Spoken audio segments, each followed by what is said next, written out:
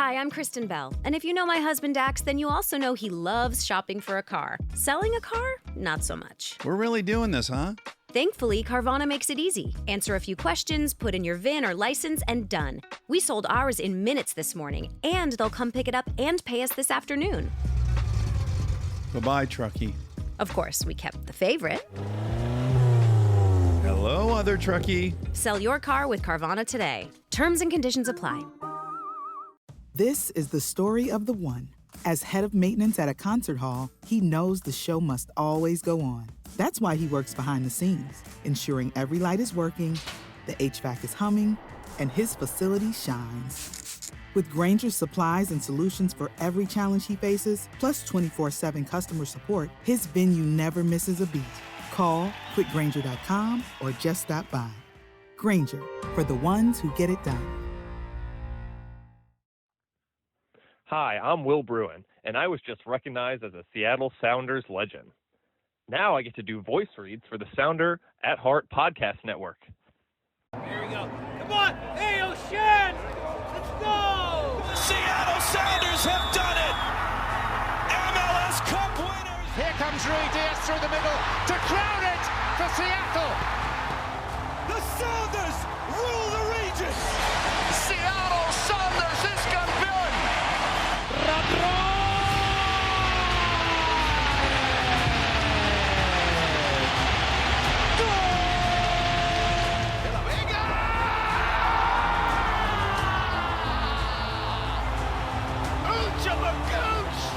All creatures great and small!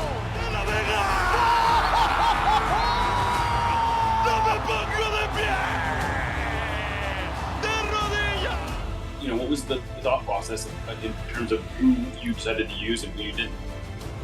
Ever since Sounder at Heart wrote a commentary that we didn't take Cup seriously.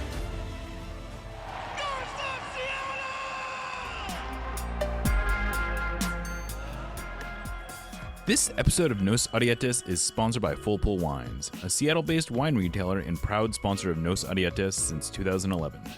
Full Pull was founded in 2009, is based in Seattle, and is owned and operated by longtime Sounders supporters.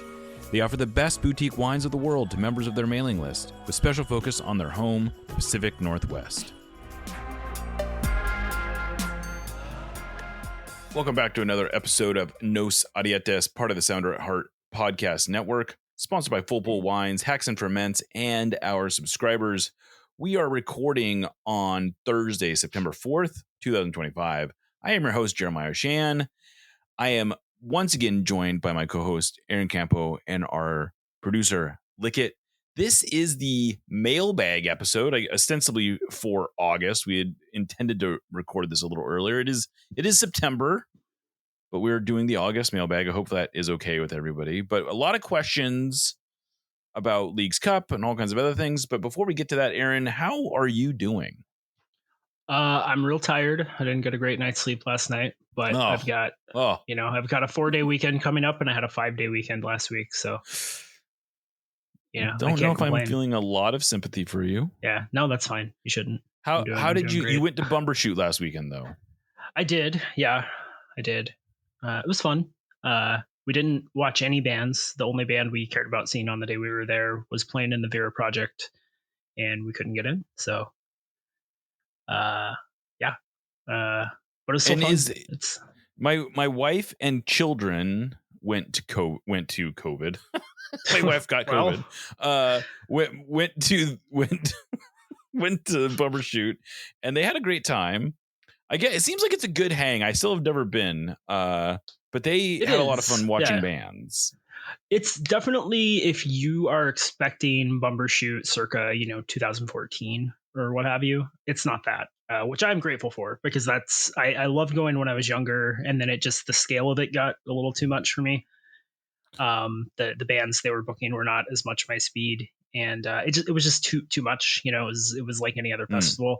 It's a much smaller scale, a lot more, I think, arts focused. That's more its roots, right? Yeah, and relatively cheap, right? Especially if you get the early bird tickets. I mean, nothing is especially cheap anymore. So I'll tell you that the hack for us, we bought 2 2-day passes for adults, And that got us, if we wanted, we could have had brought up to 4 kids each day. We only brought 3 one day and 2 the other, but you break that down on a per day, per person basis, and it's a pretty good deal. Yeah, and it's definitely, I mean, it's kid friendly as long as you're not, a prude, right? There's some, there's like a circus arts thing that's a little blue, and there's adult focused stuff, but nothing too crazy. And there was no complaints about any of that. Yeah, from our it's kids. It's a good time. It's the cat. I will say this: if you are a big time cat person, I don't actually recommend the cat circus, because I heard that was bad. Yeah, so basically you wait in line for like half an hour, and when you get in there, it's a bunch of 8-year-old kids petting the most scared looking kittens you've ever seen in your life. Like the cats are just not happy, and it is ultimately a cat adoption event. And that's just kind of the nature of them. And it's worth it to get the cats good homes and everything, but you're not going to see like a cat doing tricks. I keep it in my mic. Sorry about that. You're not going to see a cat doing fun circus tricks. You're going to see a cat shaking and a sticky handed 8-year-old. Yeah. But other than that, a lot of fun. Bumper Mania is always a good time, if you're into that sort of thing. Yeah.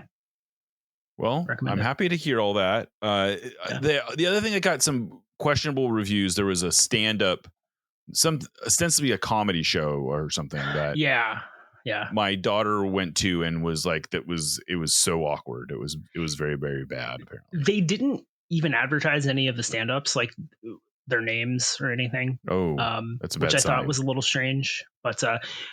The other fun thing is the fashion district, though, which is right next to where the stand-ups were. They love that. Yeah, my wife bought me an Elvira candle. It was a good time. And before that, I went to Full Pull Wines to pick up some wine. Look at that!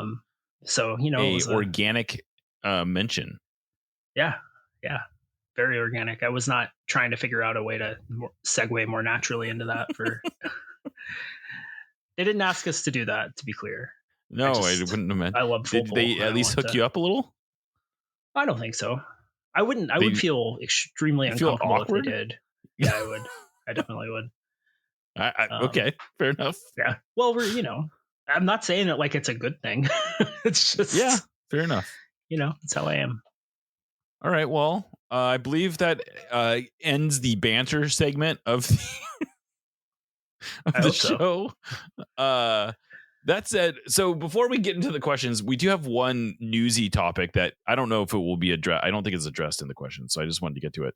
So both Luis Suarez and Inter Miami issued what I guess, Suarez, I think you can call it an apology. He did use the word "I apologize." I think he actually says the words "I apologize," and he takes some level of he expresses some contrition, even if it's vague.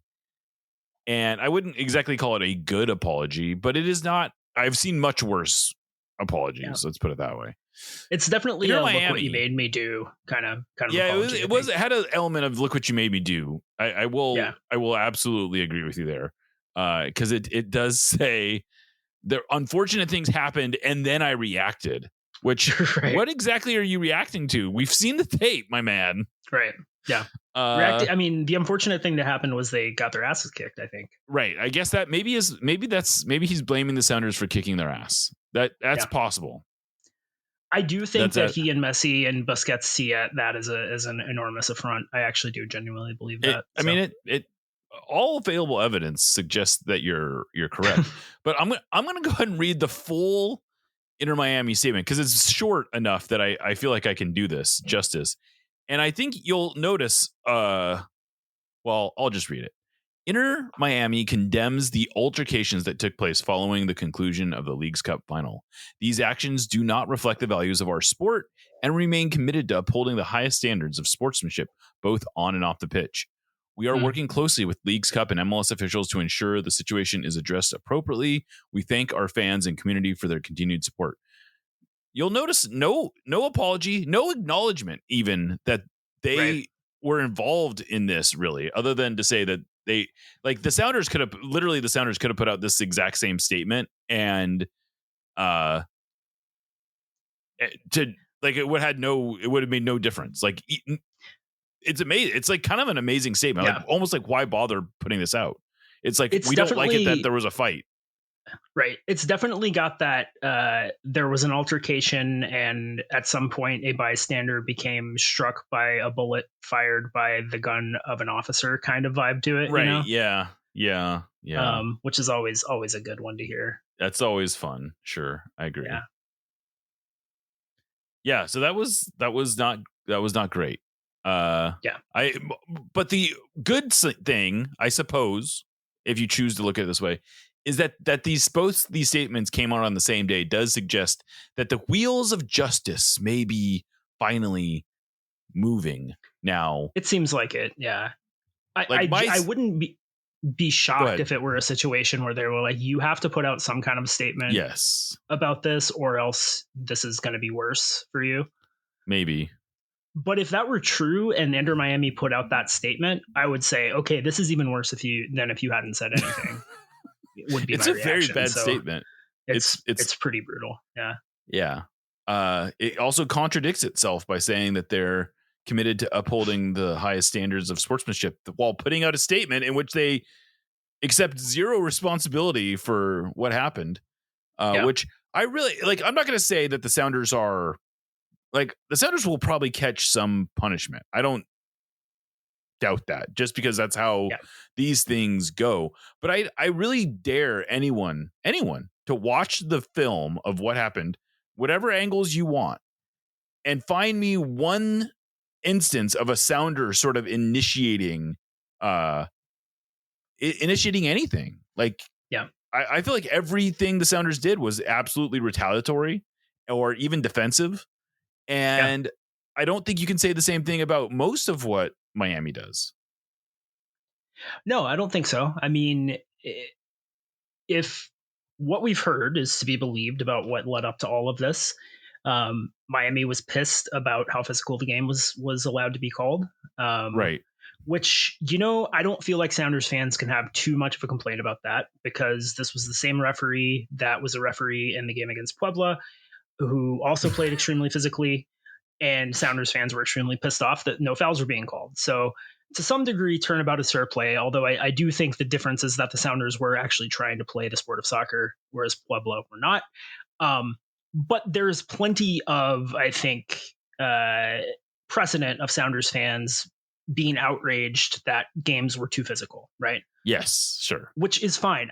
It's fine to be hypocritical about referees when it comes to your team. That is agreed. Completely fine. This is sports. It's not serious. But that seemed to be the only thing. And like, we've heard reports of Messi saying some really nasty stuff to Obed Vargas and Pedro de la Vega. Suarez is a legendary shit talker. Busquets was clearly jawing all night long. And I'm sure they were getting something back from the Sounders players. I mean, we saw Pedro do a sort of like, and that's the way it goes. But I do think there is this level of entitlement of these guys of, I'm allowed to do it to you because of who I am, but you are not allowed to do it to me because you are not me. And that's just bullshit. I mean, like nobody thinks, most of all Pedro de la Vega, I'm sure, that Pedro de la Vega is Lionel Messi. Nobody believes that. But on the night, he was the better player. On the night, his team was much better than Lionel Messi's team. And if you're any kind of a professional, you should be able to deal with that. And I'm not going to clutch my pearls about the trash talking and the mental games that they're trying to play with it. But I do think that when you allow that to carry over after the whistle, and it, especially when it turns into something physical like this, it's just really, really bush league. And, Messi was still jawing at Pedro de la Vega when they were in the medal line. In the medal line, I know. Yeah. There's a great shot of that where like he's like 6 people away. Right. like Pedro is towards like the middle or even maybe the front of the line, and Messi is sort of at the beginning of the Miami line, but there's a big gap. And the video actually is just Messi sort of like yapping into the ether, and then finally Pedro sort of steps out of line and is like, are you talking to me? Right. Why are we still doing this? Why are we exactly? And I don't think most people who are sports fans to any serious degree are under any auspices that these guys are what their public reputation would have you believe. But the reality is, I think that like you can't be as good at a sport as Lionel Messi or Michael Jordan or Tom Brady. Any of these people who are in the conversation for this person is Tiger Woods. Best. Tiger Woods. This person is the best to ever do this thing in a highly competitive, highly stressful environment that also brings with it enormous amounts of wealth and fame. You can't have a normal brain and do that. No. Whichever direction the causality is, like at a certain point, you're just not going to be a normal person anymore. And usually that in a very bad way. Like usually it just completely breaks you mentally, and it leads to things like we saw on Sunday. Yeah, I'm with you. I'm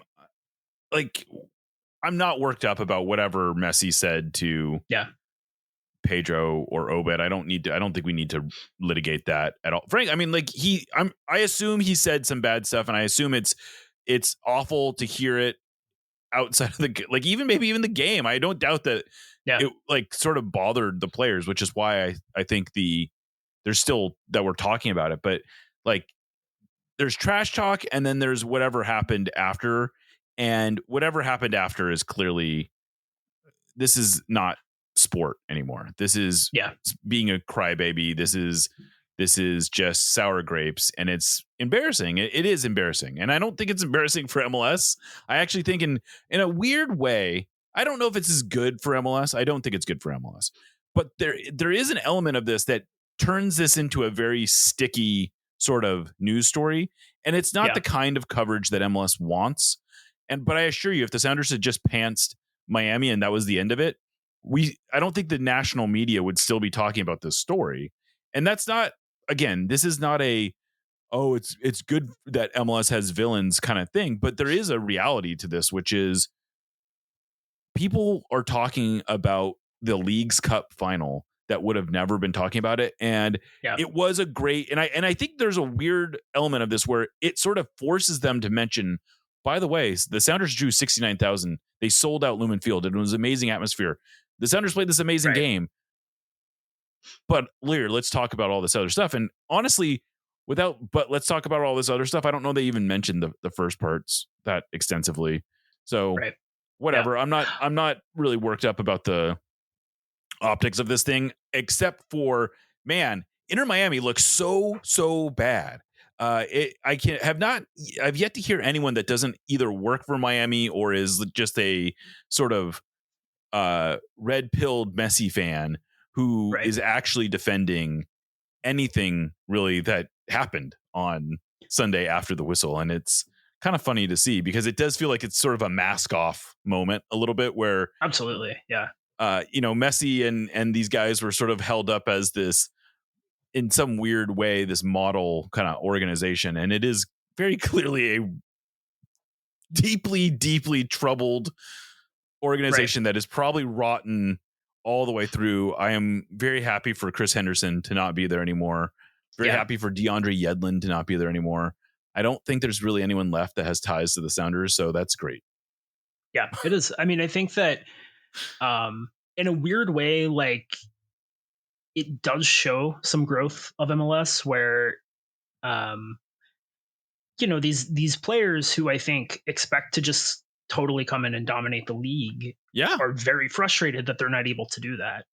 And we're not talking like second tier former superstar. Like, we're talking the greatest player to ever live, who is still playing at an extremely high level, was like the best player at the World Cup 2 years ago or whatever it was. Mm-hmm.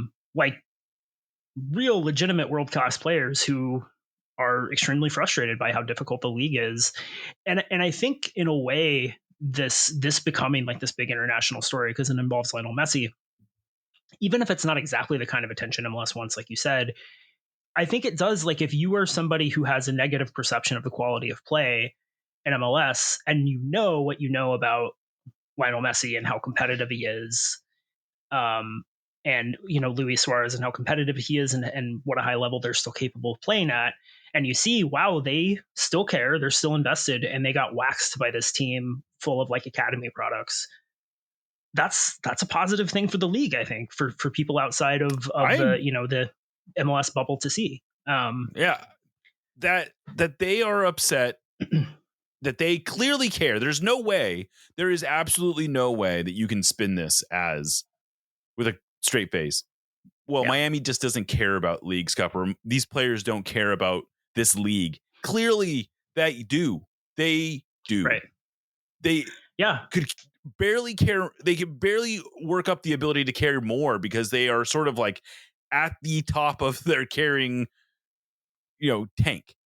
So that part I think is good. I also think that it illustrates, I've heard this many times, that, well, Miami is sort of washed. They're done, blah, blah, blah, blah. There is an element of it will never be the same. Like I said, there's a mask off element of this. But part of what makes this honestly pretty special is that the Sounders beat a good team. They beat a very talented team. They beat a team that had moments, that had long stretches of this game where they actually played well. I rewatched the game. I was actually a little surprised how much of the game Miami really did control. I mean, from the beginning of the second half, at least until the 60th minute, when Brian Schmetzer makes some subs, to his credit, that changed the game. Those 15 minutes were really, really good, were solid stuff from Miami. I also thought the first 20 minutes, the Sounders looked like a team that was on a different level. They were ready to play. The line I used was, it looks like Miami brought a violin to a knife fight, because they were just sitting there complaining about how hard the Sounders were playing.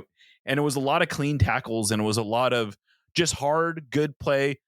The Sounders were challenging every pass. They were challenging every shot. There was this funny clip that I just saw right now on Instagram where they're glazing Leo Messi for this wonderful through ball. I think it was to DePaul. Yeah. That the one that Jackson Reagan makes this amazing block on inside the box. It was early in the game. And it sort of is there. I just think it's so funny. They're talking about, oh, look at this great ball that Messi plays. The shot was blocked. It was a great play by the defender. It was a nice ball. And I think it's fair to recognize it was a good ball. But let's talk about the whole sequence here. Right. Yeah. No, I mean, it's the ball to set up the first goal from Jesus to Alex was every bit as good as that, I think. It was a great ball. Yeah. And ultimately, like, the time in MLS where a guy who could pull off tricks like that could just completely dominate is over, and has been for a while. Yeah. Like, there are lots of number 10s in the world right now that could come in and make a couple passes like that a game, who would be a total waste of a DP spot. Now, obviously, Lionel Messi is not a total waste of a DP spot.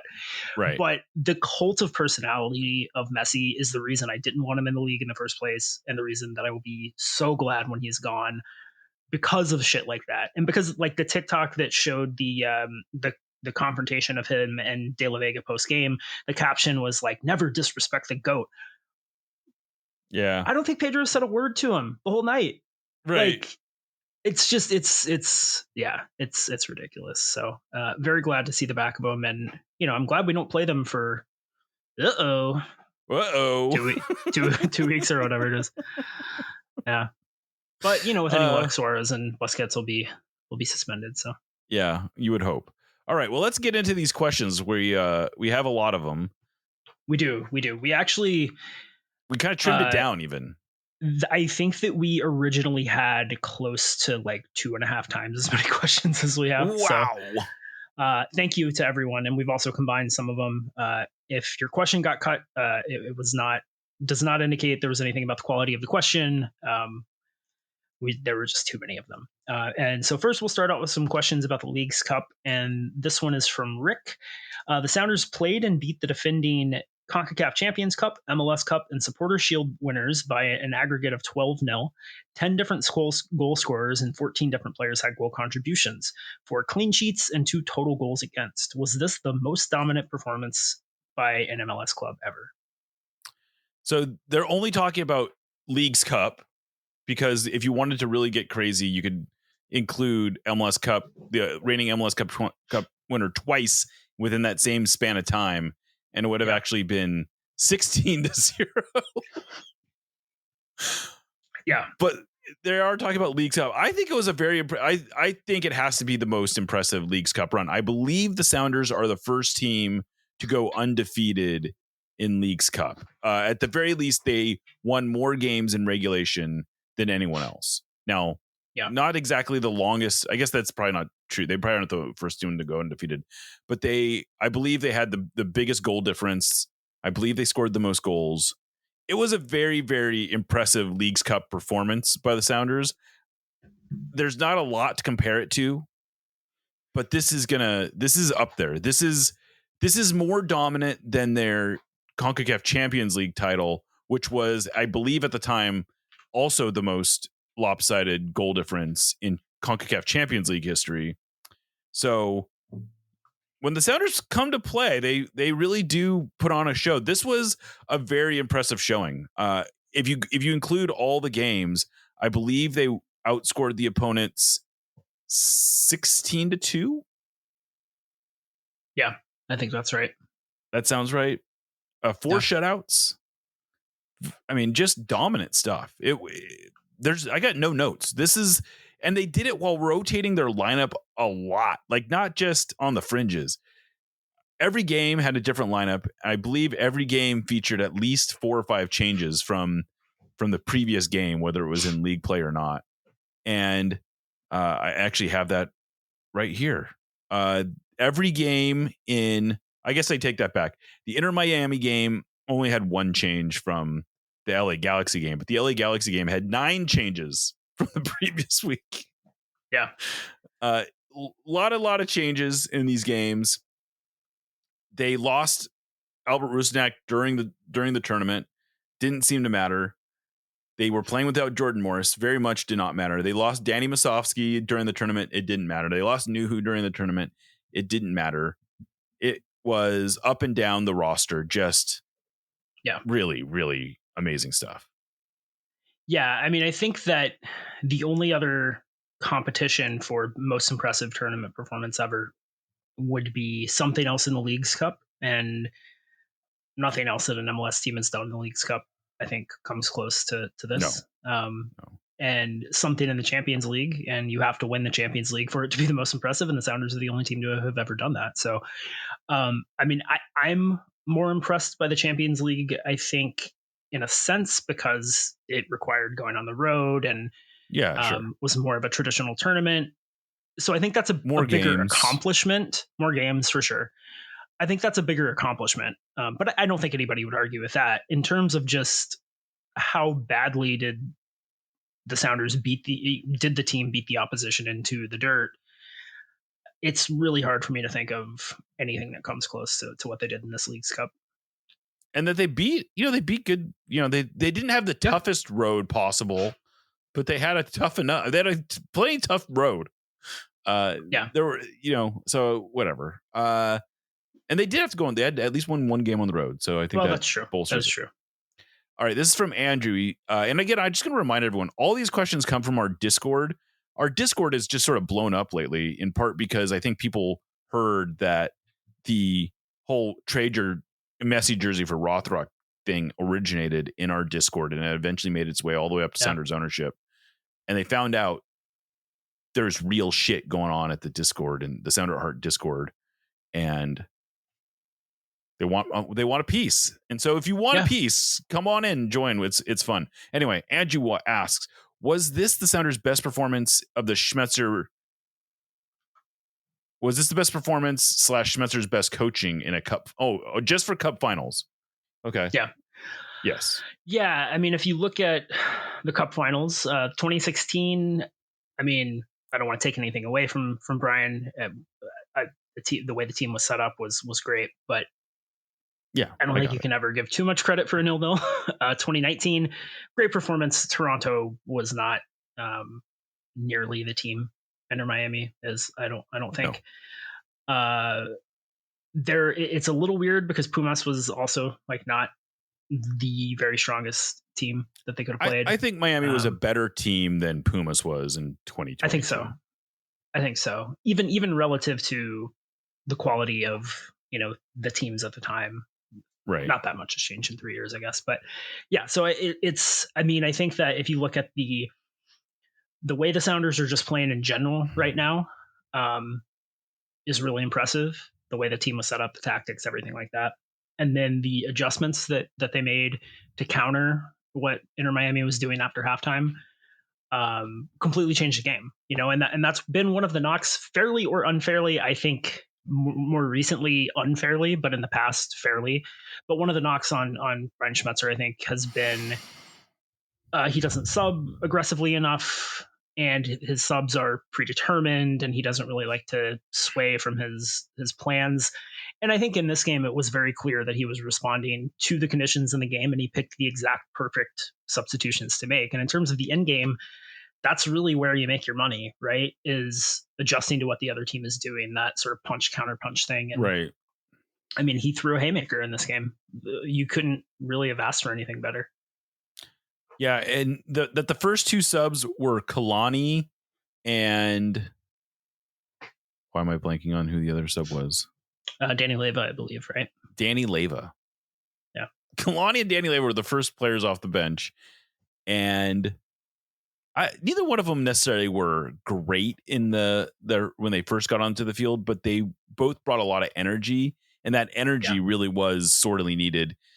And then the Manungu one was just a masterclass sort of decision. Yeah. Like that could not have been better. It played out exactly how you would have drawn it up, and it was spectacular. Yep. All right, this next one is from Atlas Collective 1234. What is the payout for Leagues Cup? Saw some info say the champion would be awarded $2 million, but also some info said there was also prize money per win. Any idea on the total set the Sounders walk away with? So my understanding is the Sounders get $2 million, and then the players get, or I should say the Sounders get at least $2 million. And then I don't know if it's of that. I suspect it's not. I think it's a separate payout that the players then get 900,000 from, at least 900,000, because the way it's set up is you get 100,000 for every game you play and 50,000 for every win, I believe is exactly how it breaks down. And so there's a winner. They won all 6 games. They played 6 games. That adds up to 900. There might be an adjustment. They might get a little bit more, but that's the bare minimum that the CBA mandates that they get. And they max that out. So and then I actually, if you're really curious, the players have now collected about $2.5 million in total prize money, because they got $1.4 million from the Club World Cup, and then they got like 212,000 or so from the CONCACAF Champions League. And this is before even they're getting bonuses from MLS play, which there are a whole bunch of bonuses that you get for MLS play. But if you and I don't think this is how they'll do it, but if you were to just break up that $2.5 million into 30 even size chunks for each player on the roster, again, I doubt that's how they'll do it. But if you did that, it would be about $85,000 a piece, which might not sound like a ton, I guess, if you're thinking in millionaire athlete brain. But for a lot of these players, that's a really significant part of their salary. Yeah. Like some of these guys actually literally doubling their salary just in performance bonuses potentially. So that's great. Yeah, absolutely. This is from MCB. The Sounders didn't start a single passenger on defense in the final. Has this ever been the case in prior finals? So I went and looked at the lineups I didn't go back to the Open Cup days.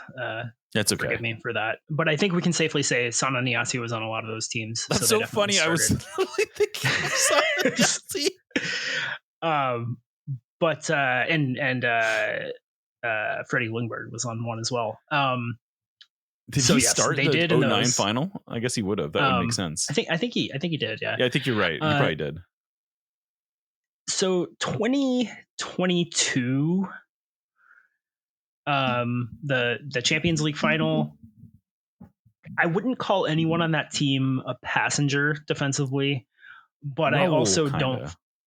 I mean he would press, but certainly not to the degree Asaze did in this game, and more like chase than press. In 2019, Jovan Jones started at right wing. What are you suggesting? I'm not suggesting anything, brother. I think when he was not lined up at the left back position, I would say he was not especially interested in doing a lot. I don't know that he was especially interested in defending as a left back either. Well, that's true. I was trying to be kind, but yes. So yeah, I mean, I think you can definitely say beyond a shadow of a doubt that no Sounders team has ever been so completely from top to bottom invested in playing defense as they were in this game, and they won 3-0. Crazy how that works. How being that committed to playing aggressive defense can turn into a bunch of goals. It is truly wild. But yeah, I would agree with all that. All right, next one is from Bill Jones TRPT. As much of as a lot of us, in parentheses me, referring to himself, but it also works if you say For me, complained about Leagues Cup before the tournament. Could our run in that tournament ultimately be the thing that starts to grow game day attendance going forward? So yeah, I think you're talking about the broader game day attendance and not necessarily Leagues Cup attendance. And I think a spectacle, let's call it, like it was on Sunday, can't help but have a positive effect on everything you're doing. And, you would think 2022 would have had a similar effect. But the difference in 2022 is that happened in May. And unfortunately, there was a lot of season left to play. And they did have a few, like that summer was actually going pretty good up until the banner unveiling when they got smacked by the Portland Timbers. And then it was a pretty dramatic decline from there forward. The Sounders, I bring that up because the Sounders just weren't able to maintain the momentum that they built from 2022. 2019, also an amazing spectacle, an amazing event. Then there was this COVID thing that happened the next season that sort of took away all the momentum from that. I think this has the potential to be very different, partly because it's already towards the end of the schedule. Assuming the Sounders do not fall flat on their face, which there's really no there were still some warning signs, I think, early in 2022 that maybe we were able to push aside. But this is not the warning signs, I suppose, this year were that they keep getting injured, but that apparently doesn't matter. Like that's right. I think we're at the point now where I'm like a Jenga tower. I'm sure there is a point at which you can pull enough pieces out where the whole thing crumbles. But right now the Sounders seem very capable of handling those kinds of missteps. And so, I do think this has the potential to carry some real momentum. Man, I'll tell you, they could not have timed the release of the season ticket renewals any better. Literally, they came out this week. Howdy. Yeah. It's funny because they first announced them right after the transfer window closed. And I was giving some of the people in Sounders PR a hard time. Like, did you guys really want to release this, right? Like tease this right when the transfer window closed and you guys did nothing? And then he's like, I think the results will help. And I was like, okay, we'll see. And then, I think there's I don't know what kind of person right now is going to look at that season ticket renewal. By the way, it's like the smallest increase in the last 3 years. So like ours were up 3%, which is effectively nothing. And they have a whole bunch of new perks that are enticing. There's, you get discounts on various things. We have an article coming out that'll, if you really interested, I'm not going to get into it all right now. But yes, the answer is yes. That's the answer, I think. Yeah, I pretty much wholeheartedly agree. I think too, beyond just how they looked in that game and how dominant they looked and everything like that, just the word of mouth about like, oh yeah, Messi came in here and his team got waxed is probably going to get teeth got smashed. People interested, yeah, and there were definitely people on the broadcast that they showed that looked who were wearing Miami jerseys who looked like they'd been won over. So maybe they were Sounders fans before, right? But like, you can't be that much of a Sounders fan even if you're wearing a Messi jersey to a game, right? To a cup final. Yeah. So yeah, I think it could have a big impact. Yeah, I'm excited. I mean, I do think there was a genuine interest outside the normal Sounders bubble. I had a lot of people come up to me in the last few days and just say, wow, what an amazing thing for you to get to cover. And these are people who don't normally care about the Sounders really. And so I do think that it sort of reached beyond the normal group. And that's really how you grow the attendance numbers. Thank you for listening to the Sounder at Heart Podcast Network, which now includes Nos Arietes, Lobbing Scorchers, and the Cooler Guild. Although this podcast is free, it's only made possible through our paid subscribers. Plans start as low as $30 a year and allow us to remain independent and mostly ad-free. Subscribers get access to all our written and podcast content, including a full-text RSS feed and a mostly ad-free podcast feed that includes every show in one spot. If you really like what we're doing, though, I'd encourage you to sign up at our higher tiers, which include all sorts of various perks. The most popular of those is our members-only Discord, where the real Sounders sickos hang out. I know I've called this group the smartest, funniest, and best-informed Sounders fans in the world, but it's more than the rough equivalent of a Sounders Mensa meeting. Discord is where we make things happen, like for real. You know the promotion the Sounders ran that offered fans the opportunity to trade in their Messi jersey for a Paul Rothrock one? That originated in our community. You'll not only be the first to know about stuff, but you also have a semi-direct line to the movers and shakers at the Sounders organization. If you want to be one of the totally normal people who occupy the Sounder at Heart Discord, just become a supporter of Sounder at Heart. Anyway, thanks for listening and go Durs. Nos Arietes, admittedly, is not exactly known for our spicy takes, but that doesn't mean we want our food to be mild. Spice up your life with Hacks and Ferments. Handcrafted in Georgetown and made with the best local ingredients from across the Pacific Northwest, they specialize in unique small batch fermented hot sauces and vinegars. Hacks and Ferments brings bold flavors and natural fermentation together for something truly special. Whether you're a heat seeker or just looking to elevate your cooking, you'll find something you love at hacksandferments.com. That's HAXANFERMENTS.com. And right now, if you use the code Sounder at Heart, that's all one word, at checkout, you will get a free hot sauce with your order. Again, go to hacksandferments.com, use the code Sounder at Heart at checkout for a free hot sauce with your order. Hacks and Ferments is a proud sponsor of the Sounder at Heart Podcast Network. This is from MCB. Who do you think was the Sounders MVP of Leagues Cup? So, excuse me.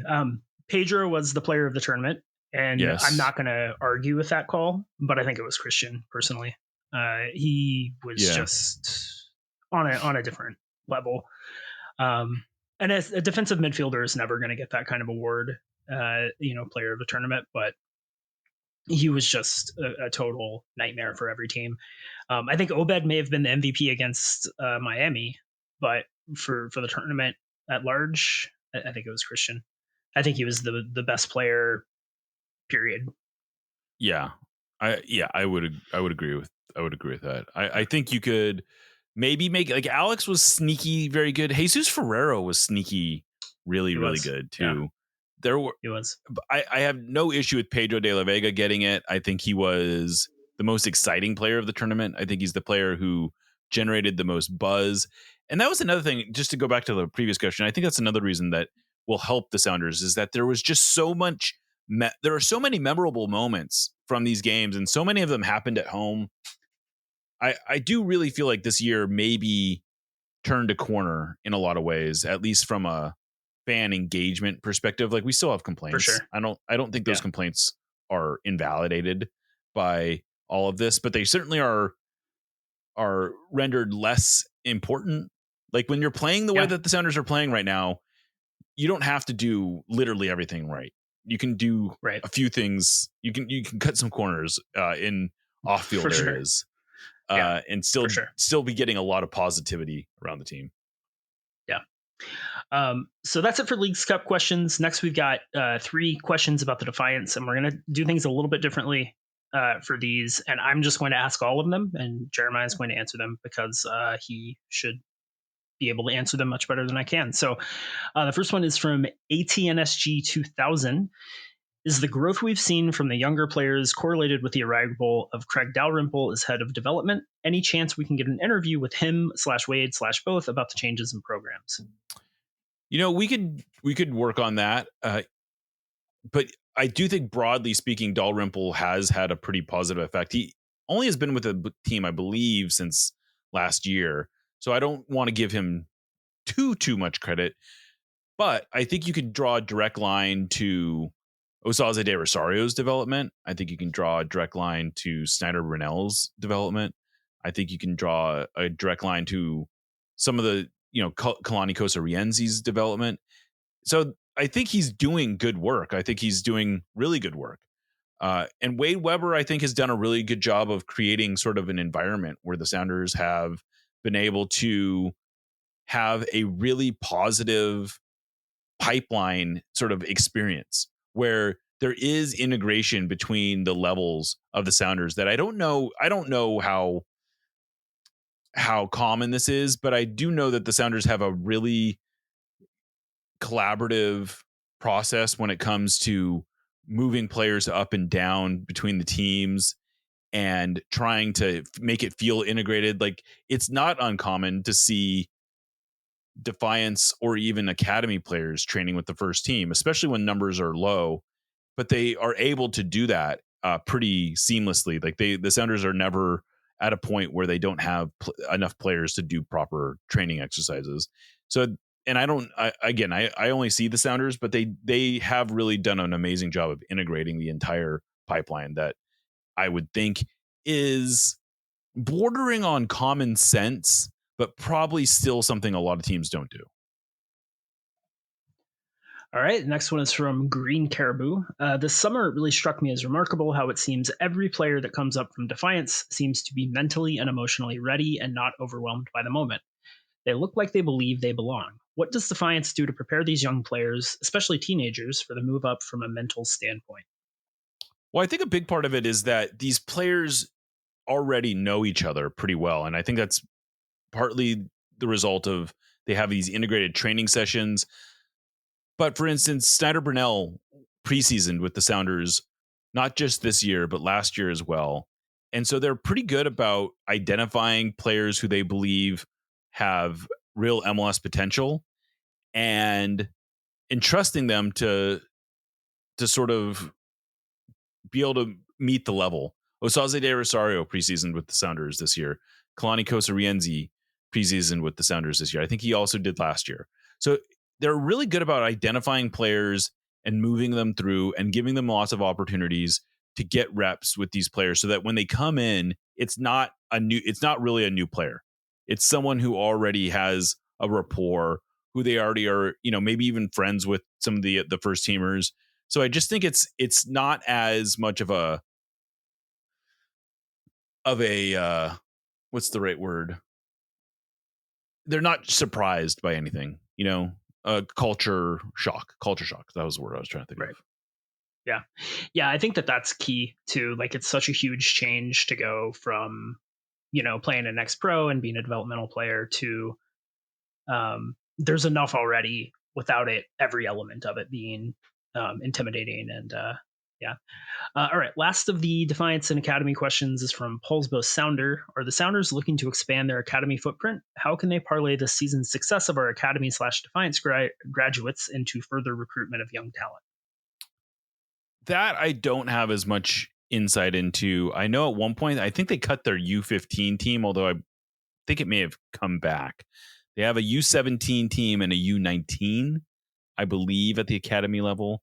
I'm not 100% sure what the status of that is, but they've done some stuff which is maybe corner cutting a little bit if you choose to look at it that way, where they don't have a full, right, like the U15 thing. I believe they cut briefly, and a lot of folks were kind of frustrated by that, understandably, because they were sort of losing a full-time team, and then sort of instead of that, they were kind of creating these sort of hybrid teams where they would call up players from, the best players from local clubs and sort of like have them as guest players and things like that. Although I think now that I think they're back to having a formalized U15 team, but they do have a lot of connections to the local academies. I know, especially Seattle United, they work with pretty closely, and that's sort of how they go below the U15. And I'm sure I know a lot of clubs have teams that go down to like U9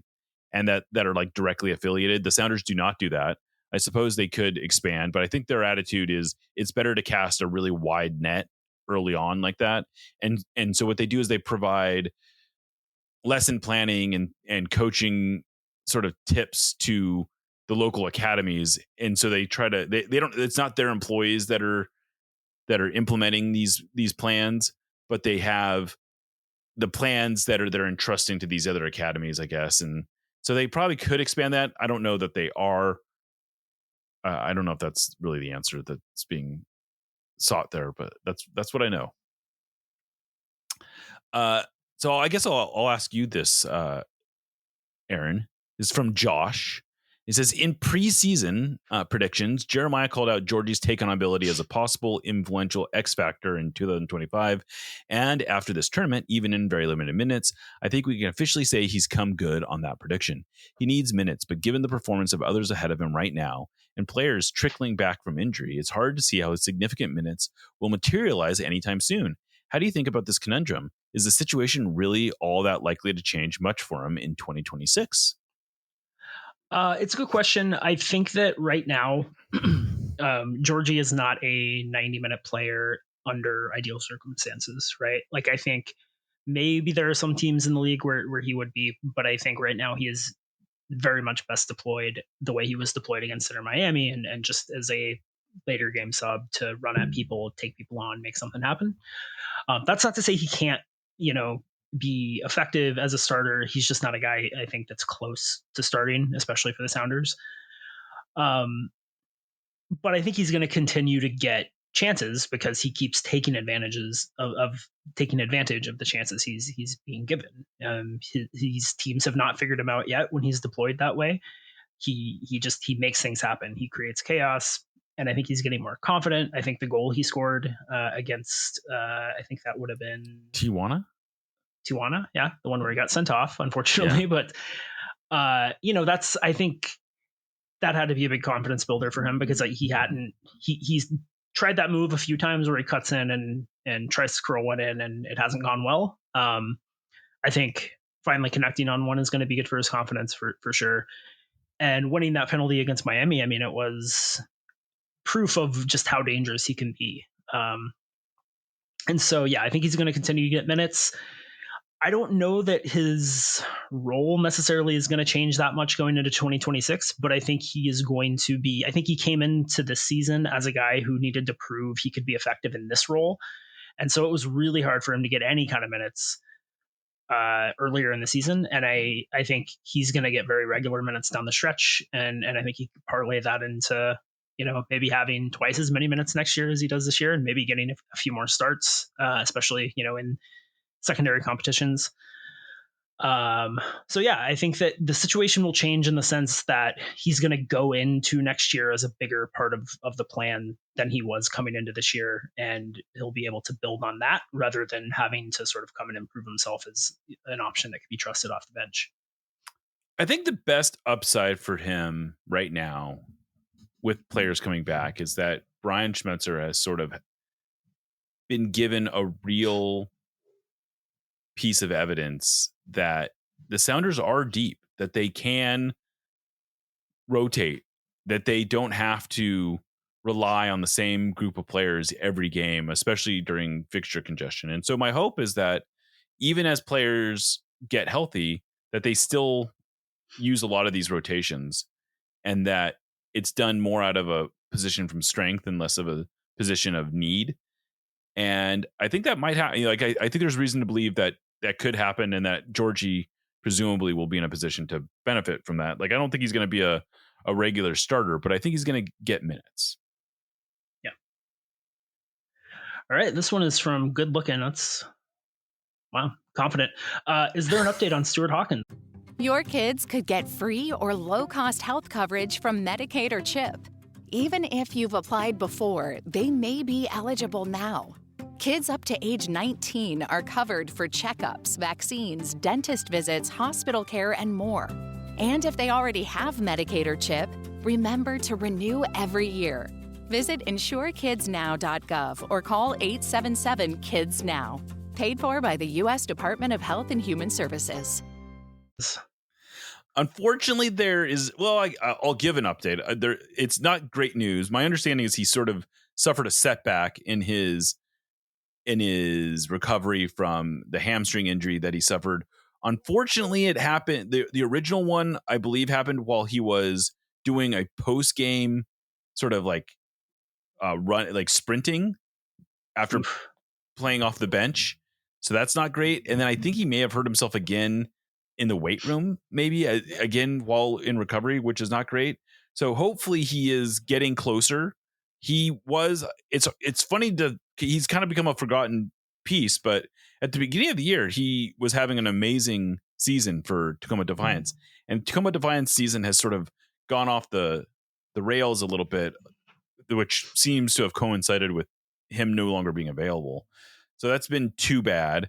He's also going to end up missing out on the U20 World Cup, which is a bummer because he probably would have been a useful player for the United States in the U20 World Cup. So kind of a bummer for him. Hopefully he's back sooner than later, but I think it's still a few weeks away. This one's from Danger Dane. How seriously are the Sounders considering moving Musovski and Yamar in this offseason? For how much possibly? Musovski seems like a no-brainer, but Yamar seems like the kind of guy who they can hold on to a year too long rather than a year too early. Then let go a year too early. So I can't obviously speak to how seriously they're considering it. I would guess that they have to be considering it pretty strongly. I think that you're right that under better circumstances, Yamar is a guy that you want to see a sign that he's not the player that he has been this year before you cut ties. But I think they're going to be in kind of a difficult situation next year if they want to add talent. And I think that there's real risk to just totally running it back, no matter how good they are this year. And we've seen that play out before. So I think they've got to at least be thinking about it. I'm less convinced, honestly, at this point that Musovski is as much of a no-brainer as I was a couple weeks ago. I think there's a good chance he's going to set the single season goal scored record for the team. I think it's hard to move a guy like that, man. I still think it's the right decision. I just think it's going to make it a lot harder, especially because I think that the return that they're likely to get on him as a 30-year-old who has had one season anything close to this one is going to be less than what it seems like maybe they should be getting. Yeah. And I can see how they don't really want to have that kind of PR hit, I guess. But I definitely think it's on the table for both of them. And I would say that you're correct that Musovski is probably the more likely to move. But I really wouldn't be shocked to see Yamar move because I think he's got a ton of value to teams that need a player like that to get them over the hump, Yeah, I think that's the conundrum, I think, is I don't know what the market's going to be like for Danny Musovski. I agree on paper. If you can move one, Musovski is probably the one that you feel like you can live without because you have a sort of ready-made replacement for him. Most likely Jordan Morris is going to be the starter next year. Even if Danny Musovski scores 22 goals, he could have an amazing season, but I think Jordan Morris is still probably the odds-on favorite to be the starting number 9 next year. And Osaze de Rosario is right there as a very viable backup. And so that leaves you with, a player who you can potentially move for assets. But who knows? Maybe it's Osaze de Rosario. Maybe Osaze de Rosario actually has real value and you can get a good return on him. So I don't know. Maybe I don't think either one of these are very simple. But the only reason you trade Yamar is not because you don't believe he's going to be good next year. It's because you believe you can get a real return for him. And I don't know what it would take for the Sounders to trade him, but I do know that they sort of have to consider doing some things like that, because otherwise they're going to sort of be stuck in the same cycle that they've been stuck in previously, which is that they just don't have enough resources to make really bold moves. And then, but I don't know, maybe after this year, maybe they feel like they don't need to make bold moves. That's also possible. Yeah. So who knows? It is. Yeah, it's possible. I think the concern I have there is that they've felt like that before, and then it turned out that the complacency caused issues. So that does make me a little nervous. But yeah. Speaking of Osaze, next one is from Boomstick315. How radically has the internal appraisal of Osaze changed over the course of this run? Does the front office see him as a viable second option for next year, or even as a possible first choice in the long term? I have not heard a lot specifically in that level of detail, but I do know that their opinion of Osaze has changed in the last year. Now, has it changed in the last few weeks? That's not usually how high-level soccer talent evaluators work. It's, they like to see players doing well. I don't know that he's doing anything so dramatically better that they are suddenly changing their opinion of him. But he has been really, really good. I know I've changed my opinion of him. I know that I did not expect him to hit the ground running the way that he has. There weren't a lot of people that would have been suggesting this, although I will note that Matt Doyle was an early person saying, look at this guy's MLS Next Pro numbers. I think this is going to translate. And it really has translated. It's translated remarkably well. And again, sort of like Musovski, it's not like he's on some finishing heater. He's just really, really good at getting himself into outrageously advantageous positions. Yep. All right. This one is sort of a two-part question. The first one is from Spaceman Spliff, and he says, how excited are you to be entering the CONCACAF Champions Cup in the round of 16? Do we think we largely run back the same roster, or where might we make some changes? And then Boomstick had a similar question, or a related question, saying, realistically, how hard is it going to be to hold on to this team? How many departures do we think we expect this offseason? So first question, I do think there is a big benefit to entering the Champions Cup later.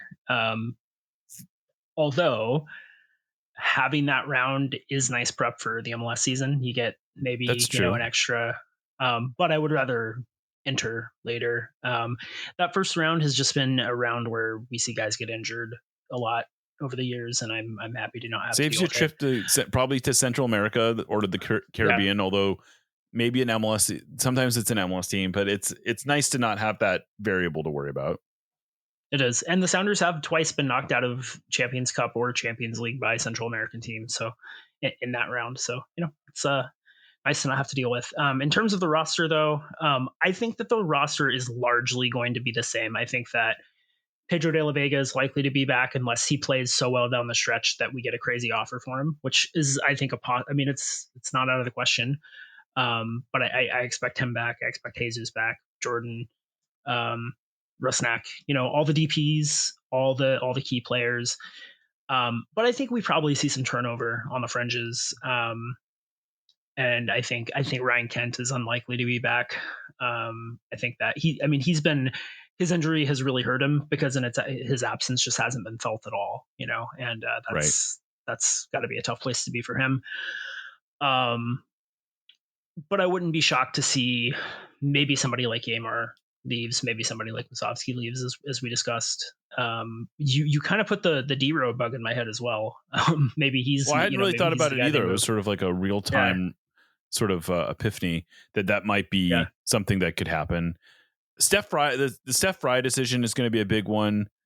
I am pretty sure that Andrew Thomas will be the starting goalkeeper next year, and so they're going to have to talk to Steph about if he comes back, like what number makes sense for everybody, and is he okay being more of a backup? And if he's not, they'll have to. I would think they'll have to bring in another backup from outside the organization. Yeah, and then who else are potential players that? And then that's the thing is that there's not. João Paulo is another one who I would think won't be back. Nuhu will be an interesting one. I have to imagine they will be exploring trades for him, especially sort of with the, one of the more important performances, frankly, in the final was Reed Baker Whiting. And not because he was so great, although he had some real highlights. The ball he played to Paul Rothrock for the breakaway was about as perfect of a pass as he could make. Yeah. And I thought he held up very well defensively. He wasn't perfect, but I think it showed that the Sounders don't necessarily need Nuhu and sort of all the trade-offs that come with him. Right. So it will be interesting to see what ends up happening. He's got an option for next year. And I don't think it's, the Sounders will probably pick it up, but I have to imagine that they're going to explore possible trades. Yeah. All right, so a similar sort of combo question up next. First from Mendy, adding to the offseason departures topic, how is the future looking for Poly Primetime? Will we be able to keep the local kid local? Eric asks a similar question, but with the added wrinkle of, can you explain what happens if he doesn't come to an agreement? He isn't a free agent, so what does that mean for negotiations with other teams? Yeah, so my understanding is the Sounders were pretty significantly apart from Paul on a contract offer. His people wanted, I understand, somewhere in the $700,000 range. The Sounders were supposedly offering somewhere in the $400,000 range. There is a reasonable middle ground there. I actually thought 400 was a reasonable offer a few weeks ago. Yeah, but I just don't know. After you make Rothrock the literal poster child of your match against Leo Messi, and he then performs every bit as good as better than you would have dared to dream. Let's be real. Like, there was no realistic scenario that the Sounders could have come up with that it would have been as perfect as it was. And so you put all that pressure on him and he performs, and then he basically says after the game, I love it. I thrive on that. This is what it's about. And I understand the conundrum, because once Albert Rusnak comes back, I don't know that Paul Rothrock is a starter on this team, because you've got Jesus Ferreira on the right, you've got Albert Rusnak in the middle, and you've got Pedro de la Vega on the left. Now, there's minutes for Paul. I think that's undeniable. He will play. But in a must-win game, is he a starter? I don't know that he is, and I don't think that really is even a knock on him, because Pedro de la Vega has been the Sounders' most dynamic player for several months. Jesus Ferreira has established himself as this very solid two-way player, and again, he's doing everything the Sounders are asking. And so, can you afford to pay a player who really isn't a starter that kind of money? Yeah, you probably can't. You have to figure it out. I think that's what it is. Yeah. Ryan Kent's getting $950,000. He's not a regular starter. He was never really even. They didn't necessarily expect him to be a regular starter. So I just think the Sounders are going to have to pay him. Now, what happens if they can't come to an agreement? His best option is probably to go overseas, because he is not a free agent. I don't think he's going to get a lot in I just can't see him moving within MLS. Like, the Sounders would basically have to trade his rights. That doesn't seem very likely. His best option is probably to go to maybe England and see if he can land at a championship club, which doesn't sound like the worst option for him. I would much rather him stay in MLS, but I think the Sounders have sort of created a situation where they absolutely have to re-sign him. They have to figure it out. Yeah, they do. And I think they will. I mean, I think that I do too.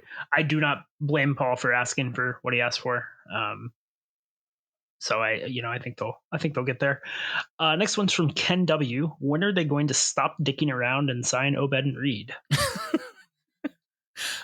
I think that's going to get done. The Reed one, I feel pretty confident will get done easily. I think the Obed one's tricky, and the longer it goes, the trickier it gets. Right now, the first big hurdle is he's got the U20 World Cup coming up. If he goes to that, he's going to end up missing, I think, potentially the last 5 games of the regular season. That's tough. That's a tough one to sort of stomach. And I don't know if it's helps or hurts if the Sounders say, like, because the Sounders, I think, can say no, but then if Obed really wants to go and he's not signed beyond next year, does that create bad feelings? This is going to be a tricky one. And I'm not going to try to pretend like I know the answer, but what I do know is the Sounders absolutely should be offering him the max U22 deal. I don't really see the downside to that at this point. He's shown he deserves it. It only hits the cap at $200,000. That's Adrian Hanauer's money. He just saved money by not signing a transfer, pay the kid, get him under contract, and then figure the rest out. I really think that's what has to happen. Yeah, for sure. You cannot let a guy like a player like Obed get away. You just cannot fumble that ball. No, I totally agree. All right, so this is another kind of combo deal. The first one's from Aaron R. And he says, Andrew Thomas has really come into his own this summer. Fry seems like he still needs to shake off some rust from coming back from the injury. How likely is it really that Thomas will be starting by the playoffs? And then Colin McLeod has a similar question. How does the front office navigate the Fry Thomas situation in the offseason? How do we keep Thomas without souring the relationship with Fry? So I think it's unlikely that Thomas is the starter by the playoffs. I think that Fry would have to have a rough couple of games to lose the starting job. Yeah. He's been pretty good this season, and I think that it's, even if you think Thomas is marginally better, I think that's a really difficult way to treat the captain of the team. To say, well, you've still performed well, but we think this guy is a little bit better, so we're going to bench you for the end of what could be your last season. I just don't. Right. I don't see that happening. Yeah. And in terms of how they navigate that situation, I think Stephen Fry is a self-aware guy. I think he understands that his career is close to an end. I think he understands that Andrew Thomas has been really good. He looked ecstatic for Andrew Thomas after the game on Sunday. He did. And so I think that, that's a conversation they'll have to have. I don't think Stephen Fry is going to feel entitled to being the Sounders starting goalkeeper next season. And I think that if he wants to start again, the Sounders will say, well, you got to go do it somewhere else. And I think he will be, I think he'll come to peace with that.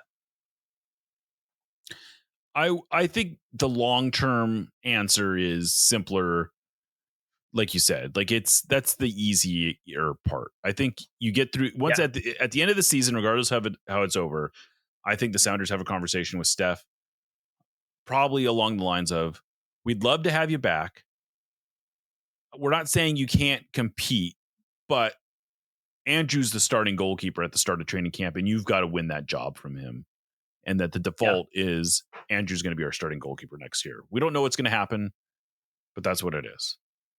Now, it is, I think, a lot trickier right now, in part because Andrew Thomas just had a spectacular Leagues Cup. Now, he wasn't tested a ton, but he passed every single test he was given. None, not the least of which was the penalty shootout, where he came up with 2 massive saves.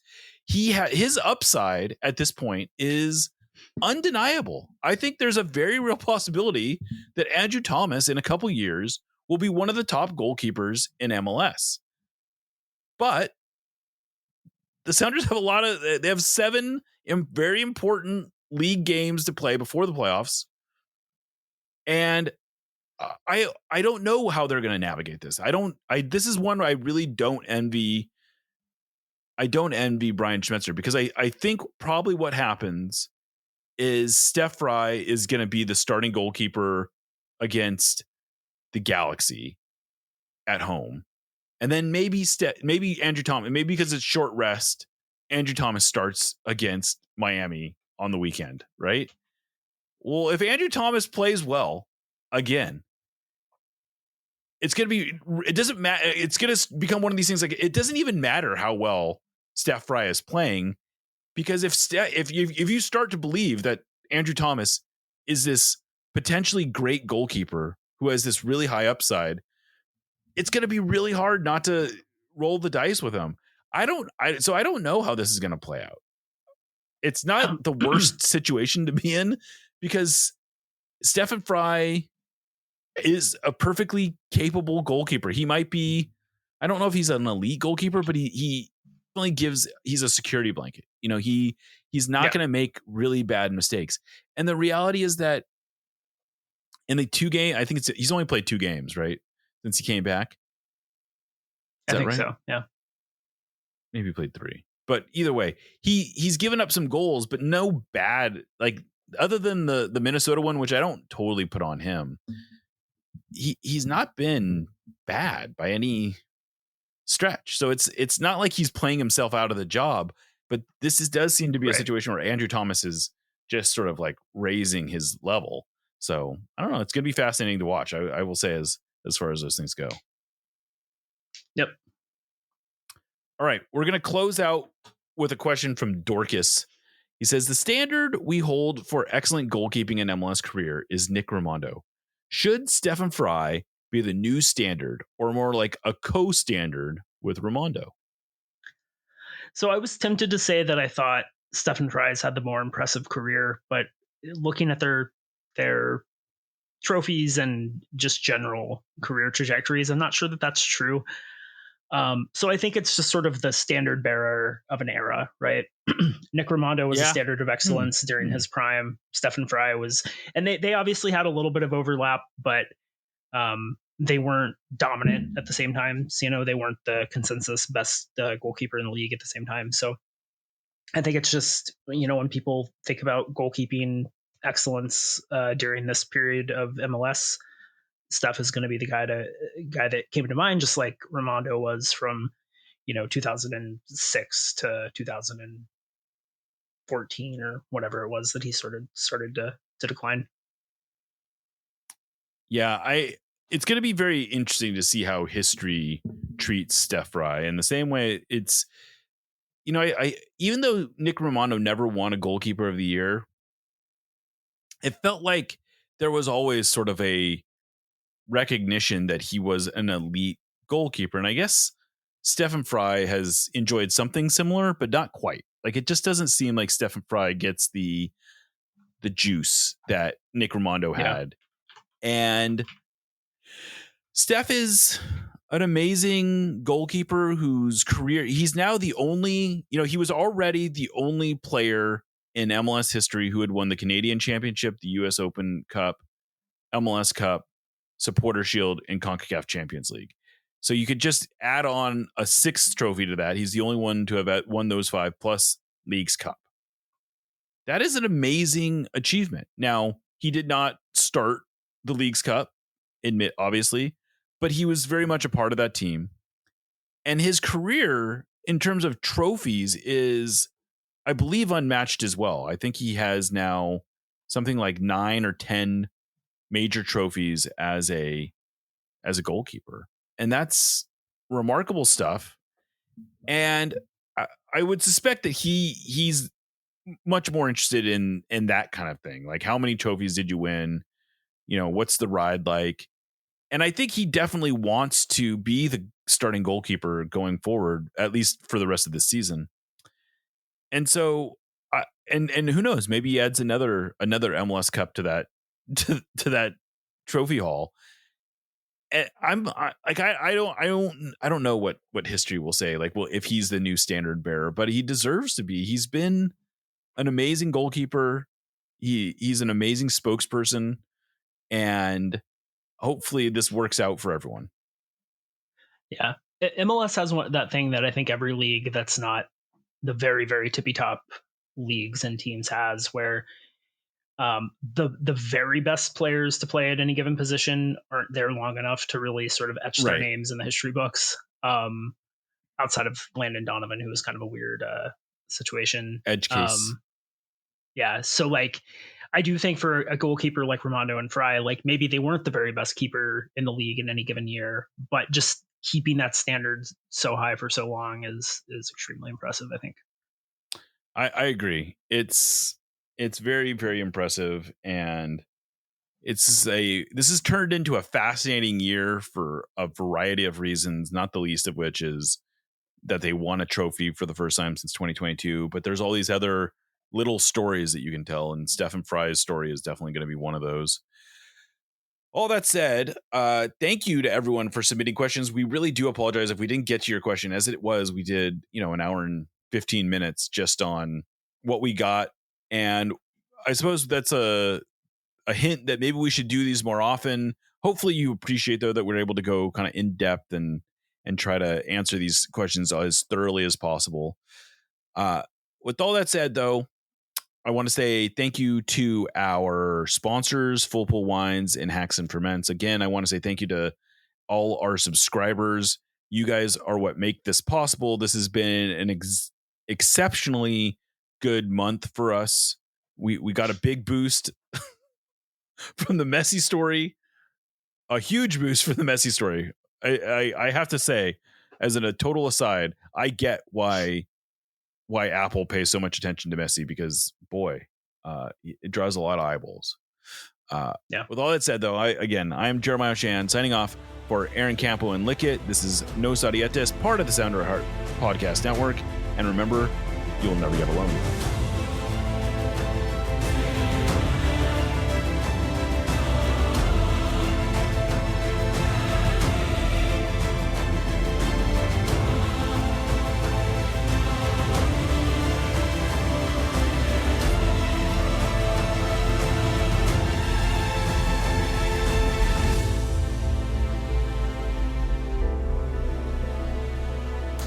Let's go f***ing Sounders.